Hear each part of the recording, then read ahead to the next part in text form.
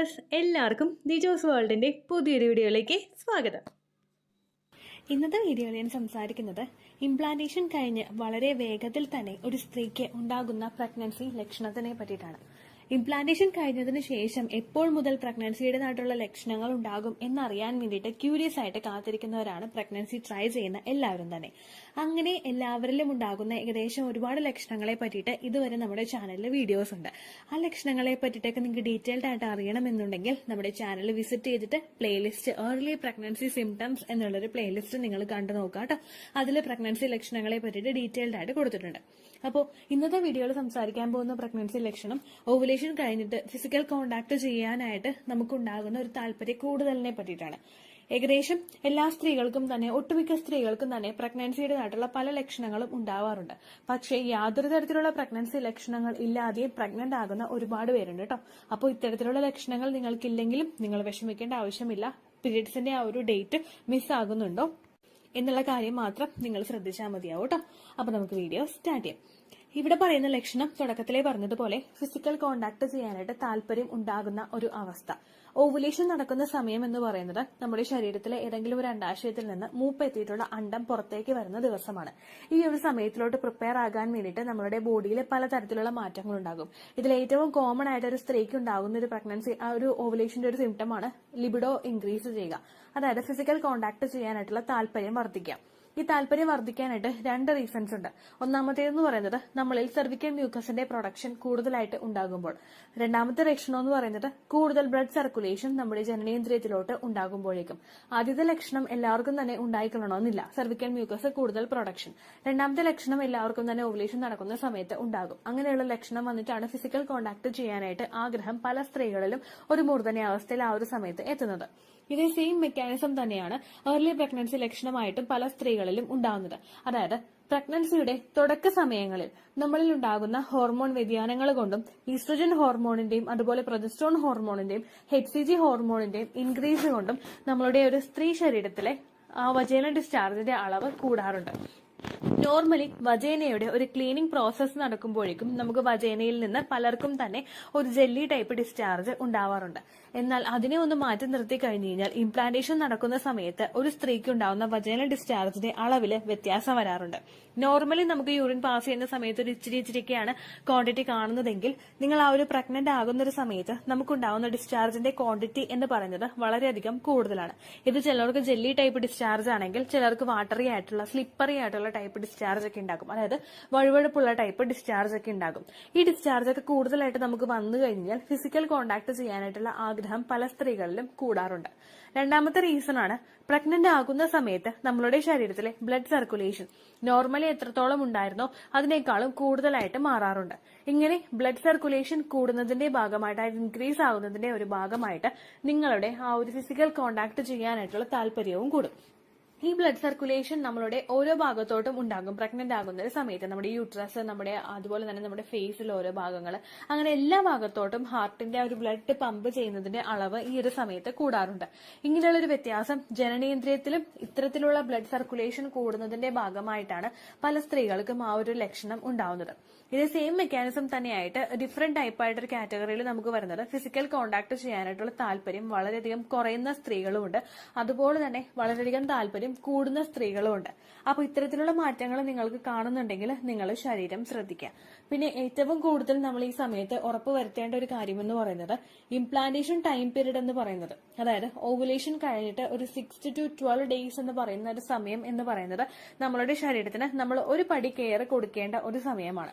ഈ സമയങ്ങളിൽ physical contact ചെയ്യുന്നത് നമുക്ക് ഇൻട്രസ്റ്റോട് കൂടിയിട്ടാണെങ്കിലും ഈ സമയത്ത് ഫിസിക്കൽ കോണ്ടാക്ട് ചെയ്യുന്നത് നല്ലൊരു കാര്യമല്ല.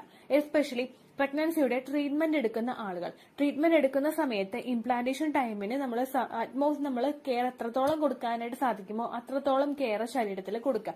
എന്താണെന്ന് വെച്ച് കഴിഞ്ഞാൽ പല സ്ത്രീകൾക്കും ഫിസിക്കൽ കോണ്ടാക്ട് ചെയ്ത് കഴിയുമ്പോഴേക്കും യൂട്രസിൽ കോൺട്രാക്ഷൻസ് ഉണ്ടാകാനായിട്ടുള്ള സാധ്യതകൾ കൂടുതലാണ്. ഇത്തരത്തിൽ കോൺട്രാക്ഷൻസ് നിങ്ങൾക്ക് യൂട്രസിൽ ഉണ്ടാകുമ്പോഴേക്കും ഈവൻ നിങ്ങളുടെ ആ ഒരു പ്രഗ്നൻസി സക്സസ്ഫുൾ ആകുന്നുണ്ടെങ്കിൽ കൂടി തന്നെയും ആ ഒരു ബ്ലഡ് സർക്കുലേഷനെ നമുക്ക് ആ ഒരു കോൺട്രാക്ഷൻ ഉണ്ടാകുമ്പോഴേക്കും പെട്ടെന്ന് എൻഡോമെട്രിയൽ ലൈനിങ് ഷെഡ് ആയിട്ട് നമുക്ക് പീരിയഡ്സ് ഉണ്ടാകാനായിട്ടുള്ള സാധ്യതകളും ഉണ്ട്. എല്ലാവർക്കും തന്നെ ഈ ഒരു ബുദ്ധിമുട്ട് ഉണ്ടാക്കുമെന്നല്ല, പക്ഷെ പലരുടെയും സെർവിക്സ് ഡിഫറെന്റ് ആണ്, പലരുടെയും യൂട്രസിന്റെ സ്ട്രക്ചറും ഡിഫറെന്റ് ആണ്, അതുപോലെ തന്നെ പലരുടെ ഹെൽത്ത് കണ്ടീഷനും ഡിഫറെന്റ് ആണ്. അതുകൊണ്ട് തന്നെ അത്തരത്തിലുള്ള കാര്യങ്ങളെ ഒന്ന് പ്രിവെന്റ് ചെയ്യാൻ വേണ്ടിയിട്ട് മാക്സിമം ഇംപ്ലാന്റേഷൻ നടക്കുന്ന ടൈം പീരീഡിൽ നിങ്ങൾ ഫിസിക്കൽ കോണ്ടാക്ട് ചെയ്യാതിരിക്കുക കേട്ടോ. അതുപോലെ തന്നെ ഇത്തരത്തിലുള്ള ലക്ഷണങ്ങൾ വരുമ്പോഴേക്കും ശരീരം നല്ല രീതിയിൽ നിങ്ങൾ ശ്രദ്ധിക്കുക, ധാരാളം ഫ്രൂട്ട്സും വെജിറ്റബിൾസും ഒക്കെ കഴിക്കുക കേട്ടോ. അങ്ങനെ നമുക്ക് എത്രത്തോളം ശരീരത്തിന് സപ്പോർട്ട് ചെയ്ത് കൊടുക്കാൻ പറ്റുമോ ആ രീതിക്കൊക്കെ നിങ്ങൾ ശരീരത്തിനെ സപ്പോർട്ട് ചെയ്ത് കൊടുക്കുക. ഇനി നിങ്ങൾ ശ്രദ്ധിക്കേണ്ട ഒരു കാര്യം എന്ന് പറയുന്നത്, ഇതുപോലെ തന്നെ ഞാൻ ഈ സെയിം നമ്മളുടെ ഇംപ്ലാന്റേഷൻ നടക്കുന്ന സമയത്ത് ഫിസിക്കൽ കോണ്ടാക്ട് ചെയ്യാനായിട്ട് വളരെയധികം താല്പര്യം കുറഞ്ഞു പോകുന്ന ആളുകളും ഉണ്ട്. അവരെ പറ്റിയിട്ടുള്ള ഡീറ്റെയിൽഡ് ആയിട്ടൊരു വീഡിയോ ഓൾറെഡി നമ്മളുടെ ചാനലിൽ ചെയ്തിട്ടുണ്ട്. The choose world low libido എന്ന് ടൈപ്പ് ചെയ്ത് കഴിഞ്ഞാൽ നിങ്ങൾക്ക് ആ വീഡിയോ ലഭിക്കുന്നതായിരിക്കും കേട്ടോ. അതുകൂടി നിങ്ങളൊന്ന് കണ്ടു നോക്കുക. ഹസ്ബൻഡ് അടുത്ത് വരുന്നത് ഒട്ടും തന്നെ ഇഷ്ടമില്ലാത്തവര്, ഹസ്ബൻഡിന്റെ സ്മെൽ ഇഷ്ടമില്ലാത്തവര്, ഫിസിക്കൽ കോണ്ടാക്ട് ചെയ്യാൻ യാതൊരു തരത്തിലുള്ള താല്പര്യമില്ലാത്തവരായിട്ടുള്ള ഒരുപാട് പേരുണ്ട്. നമ്മളുടെ ശരീരത്തിൽ ഉണ്ടാകുന്ന ഹോർമോൺ ചേഞ്ചസ് കൊണ്ട് നമുക്ക് ശരീരത്തിന്റെ പല ഭാഗങ്ങളിലും ഏർലി പ്രഗ്നൻസി സ്റ്റേജിൽ വേദനയും ബുദ്ധിമുട്ടും ഒക്കെ ഉണ്ടാകാം. ഈ ബുദ്ധിമുട്ടുകളൊക്കെ ടോളറേറ്റ് ചെയ്തിട്ട് പലർക്കും തന്നെ ഫിസിക്കൽ കോണ്ടാക്ട് ചെയ്യാനായിട്ടുള്ള ഒരു താല്പര്യം ഒട്ടും തന്നെ ഉണ്ടാവില്ല. രണ്ടാമത്തെ റീസൺ എന്ന് പറയുന്നത്, അവർക്ക് ഹസ്ബൻഡ് അടുത്തേക്ക് വരുമ്പോഴേക്കും അദ്ദേഹത്തിൽ നിന്നുണ്ടാവുന്ന സ്മെല്ല് ഒട്ടും അക്സെപ്റ്റ് ചെയ്യാനായിട്ട് പറ്റാതെ വരിക, അതായത് സ്മെൽ അവേഴ്ഷൻ എന്നുള്ളൊരു ബുദ്ധിമുട്ട് പലർക്കും തന്നെ ഉണ്ടാവാറുണ്ട് ഈ ഒരു പ്രഗ്നൻസി സമയത്ത്. അങ്ങനെയുള്ളവരൊക്കെ ആ രീതിക്കും മാറ്റങ്ങൾ ഉണ്ടാവുന്നുണ്ടെങ്കിൽ ശരീരം ശ്രദ്ധിക്കുക കേട്ടോ. അപ്പോൾ ഇത്രയേ ഉള്ളൂ വീഡിയോ. നിങ്ങൾക്ക് യൂസ്ഫുൾ ആയി കാണുമെന്ന് വിശ്വസിക്കുന്നു. നിങ്ങൾക്ക് യൂസ്ഫുൾ ആകുന്നുണ്ടെങ്കിൽ ലൈക്ക് ചെയ്യുക, ഫ്രണ്ട്സിനൊക്കെ ഷെയർ ചെയ്ത് കൊടുക്കുക കേട്ടോ. പിന്നെ ഇത്തരത്തിലുള്ള കമന്റ്സ്, അതായത് ഇത്തരത്തിൽ സെക്സ് റിലേറ്റഡ് ടോപ്പിക്സിനെ പറ്റി വീഡിയോസ് ചെയ്യുമ്പോഴേക്കും ചാനലിന്റെ അടിയിൽ വന്നിട്ട് ഒരുപാട് എന്താ പറയാ, പച്ചക്ക് പറഞ്ഞു കഴിഞ്ഞാൽ അമ്മയും പെങ്ങളും ഇല്ലാത്ത ആങ്ങളമാര് വന്ന് കമന്റ് ഇടാറുണ്ട്. വളരെ വൾഗർ ആയിട്ടുള്ള കമന്റ് ആണ്. നമ്മൾ ഒരു ദിവസം അത് വായിച്ചു കഴിഞ്ഞാൽ നമ്മുടെ ദിവസങ്ങൾ മൊത്തം ആ ഒരു കമന്റിനെ പറ്റി ആലോചിച്ച് പോകും. അങ്ങനെയുള്ള കമന്റ്സ് കണ്ടു കഴിഞ്ഞാൽ ജസ്റ്റ് ഒരു ലൈൻ വായിക്കുക. വായിക്കുമ്പോൾ തന്നെ നിങ്ങൾക്ക് അറിയാം ഇത് റോങ് ആണ് ഇൻഫർമേഷൻ എന്ന് അറിയുമ്പോഴേക്കും അപ്പോൾ തന്നെ നിങ്ങൾ ആ ചാനല് റിപ്പോർട്ട് അടിച്ച് ബ്ലോക്ക്. ഈ പറഞ്ഞ 2 ലക്ഷണവും ഇല്ലെങ്കിൽ നിങ്ങൾ വിഷമിക്കേണ്ട ആവശ്യമൊന്നുമില്ല കേട്ടോ. ഒരുപാട് പേർക്ക് യാതൊരു തരത്തിലുള്ള പ്രഗ്നൻസി ലക്ഷണവും ഇല്ലാതെ ഡേറ്റ് മിസ്സായിട്ട് ഒരുപാട് നാളുകൾക്ക് ശേഷം ടെസ്റ്റ് ചെയ്ത് നോക്കിയിട്ട് പോസിറ്റീവ് റിസൾട്ട് കിട്ടിയിട്ടുള്ളവരുണ്ട്. നമ്മുടെയൊക്കെ ശരീരപ്രകൃതിയിൽ വന്നിട്ടുള്ള വ്യത്യാസങ്ങൾ കൊണ്ടാണ് അതുപോലെ നമ്മൾ കഴിക്കുന്ന ഭക്ഷണങ്ങളുള്ള വ്യത്യാസങ്ങളും ഒക്കെ കൊണ്ടാണ് ഇതുപോലെ പല പ്രഗ്നൻസി ലക്ഷണങ്ങളും നമുക്ക് ഇല്ലാതായി പോകുന്നത് കേട്ടോ. അപ്പോൾ ലക്ഷണങ്ങളില്ലെങ്കിലും വിഷമിക്കേണ്ട ആവശ്യമൊന്നുമില്ല. ഡേറ്റ് മിസ്സായിട്ട് 5 ദിവസം കഴിഞ്ഞിട്ട് രാവിലെ ആദ്യത്തെ യൂറിൻ എടുത്തിട്ട് മാത്രം ടെസ്റ്റ് ചെയ്ത് നോക്കുക കേട്ടോ. ബ്ലഡ് ടെസ്റ്റ് ആണെങ്കിൽ നിങ്ങൾക്ക് നേരത്തെ ചെയ്യാം, ഡേറ്റ് മിസ്സായി കഴിഞ്ഞാൽ ഉടനെ തന്നെ ചെയ്യാം കേട്ടോ. ഇത്രയേ ഉള്ളൂ വീഡിയോ. യൂസ്ഫുൾ ആയി കാണുമെന്ന് വിശ്വസിക്കുന്നു. യൂസ്ഫുൾ ആവുന്നുണ്ടെങ്കിൽ ലൈക്ക് ചെയ്യുക, ഫ്രണ്ട്സിനൊക്കെ ഷെയർ ചെയ്ത് കൊടുക്കുക കേട്ടോ. എന്തെങ്കിലും സംശയം ഉണ്ടെങ്കിൽ നിങ്ങൾ കമന്റ്സിൽ ചോദിക്കുക. പണ്ടത്തെ വീഡിയോയ്ക്ക് കമന്റ്സ് ഇടുന്നവർക്ക് റിപ്ലൈ ലഭിക്കുന്നില്ലെങ്കിൽ ലേറ്റസ്റ്റ് ആയിട്ട് ഞാൻ ഏത് വീഡിയോ ആണോ അപ്ലോഡ് ചെയ്യുന്നത് അതിന് താഴെ കമന്റ് ഒന്ന് കോപ്പി പേസ്റ്റ് ചെയ്യാനായിട്ട് ശ്രദ്ധിക്കുക കേട്ടോ. അതുപോലെ ഓവുലേഷൻ ഡേറ്റ് കാൽക്കുലേറ്റ് ചെയ്ത് തരാനായിട്ട് റിക്വസ്റ്റ് ചെയ്യുന്ന ആളുകൾ എത്രയാണോ സൈക്കിൾ ലെങ്ത് അത് മെൻഷൻ ചെയ്യാനായിട്ട് ശ്രദ്ധിക്കുക. സൈക്കിൾ ലെങ്ത് എന്നതുകൊണ്ട് ഉദ്ദേശിച്ചത് ഓരോ മാസവും എത്ര ദിവസം കൂടുമ്പോഴാണോ ബ്ലീഡിങ് വരുന്നത് അതാണ് സൈക്കിൾ ലെങ്ത്. കഴിഞ്ഞ മാസം ഒരു 8-ാം തീയതിയാണ് ബ്ലീഡിങ് ആയതെങ്കിൽ ഈ മാസം 6-ാം തീയതിയാണ് ബ്ലീഡിങ് ആയതെങ്കിൽ കഴിഞ്ഞ മാസം 8-ാം തീയതി മുതൽ ഈ മാസം 6-ാം തീയതി വരെ എത്ര ദിവസമുണ്ടോ അത് കാലണ്ടറിൽ എണ്ണി തിട്ടപ്പെടുന്നതാണ് നിങ്ങളുടെ സൈക്കിൾ ലെങ്ത്.